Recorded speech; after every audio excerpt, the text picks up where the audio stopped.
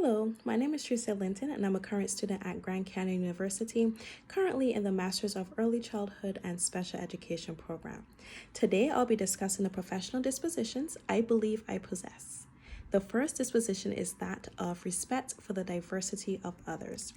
As an educator, it is my responsibility to not only be sensitive to diversity within the classroom, but to embrace it as well, and work towards removing barriers that hinder all students from having a fair and equal academic development.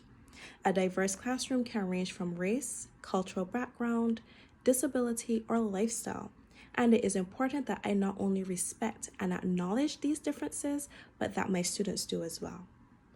This results in thinking outside the box and finding creative ways to celebrate or bring awareness to the diversity around us, in an effort to increase in everyone's understanding.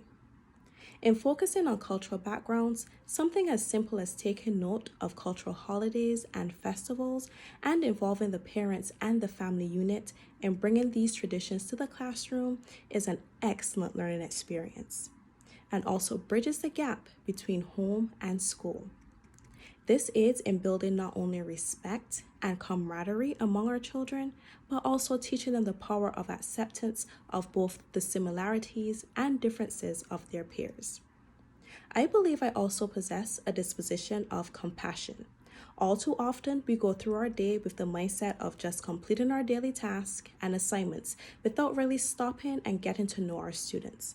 For me, I'm a very observant person and very in tune with the shifts of mood and behavior, and making it a point to not only build the necessary rapport, but also build trust as well. I believe being an educator and having students see that compassionate side of you, and that you not only care, but that you are approachable, opens the door for them to communicate more and safely express themselves. That in turn helps you to be of better assistance and guidance to them, and nurtures not only their self-awareness, but awareness of others. This creates a positive impact in both their academic development and self-esteem.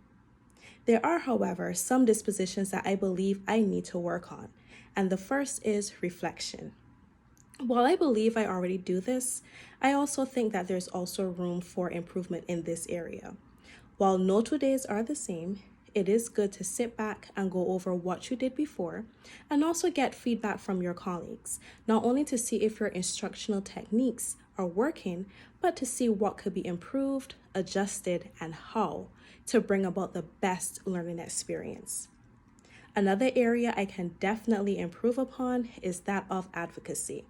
Within the school, we are faced with children with many disadvantages, whether it's socioeconomic or disabilities, and I believe that I can do more in being a voice for them.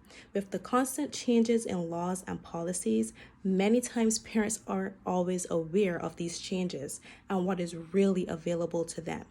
And in being more on the forefront and being knowledgeable about the information, myself would make me a better advocate for my students. Increasing my presence in this role eases the pressure for both student and parent, and builds a collaborative effort on how best to utilize the services and resources that are offered. Seeing the struggles our students and families face on a daily basis, they need voices so that those who are in a position to make the necessary changes to the laws and policies know exactly what is needed to maintain the success of our students. The question is asked, what is the expectations of an educator, and how do you plan to uphold these expectations? For me, an educator is to be fair and equal to all students and provide a safe yet nurturing environment for them to develop not only academically, but socially as well, along with engaging the family unit to aid in their success. Also, not being afraid to ask other educators for guidance in the best way to handle an unfamiliar situation, while still being followed by your code of ethics.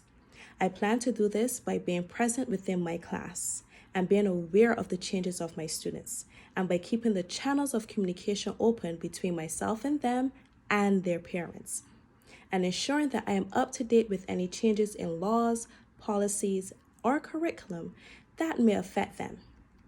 And lastly, by simply being a professional at what I do and ensuring that conduct is exemplified to those I come in contact with, especially my colleagues.